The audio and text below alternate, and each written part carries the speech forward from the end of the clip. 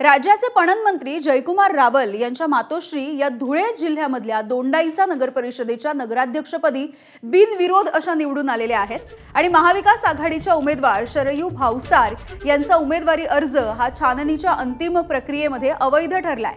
तांत्रिक कारणामुळे शरयू भावसार यांचा हा उमेदवारी अर्ज बाद झाला। त्यामुळे मंत्री जयकुमार रावल यांच्या मातोश्री नयन कुवर रावल यांचीच बिनविरोध निवड झाली। दोंडाईचा नगर परिषदेमध्ये भाजपचे 7 उमेदवार हे बिनविरोध निवडून आलेले आहेत।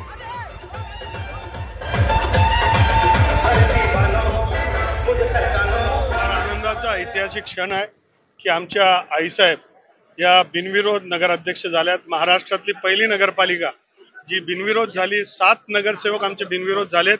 हे यश खरं देवेंद्र फडणवीस साहेबांचं आहे। त्यांचं मी मनापासून अभिनंदन व्यक्त करतो। रवींद्र चव्हाण साहेब आणि बावनकुळे साहेब यांनी सातत्याने स्ट्रॅटेजी प्लॅनिंग केली आणि म्हणून मी सांगितलेलं की धुळे जिल्ह्यामधले 4च्या 4 नगरपालिका या भारतीय जनता पार्टीचे येणार आहे। एबीपी माझा, उघडा डोळे बघा नीट।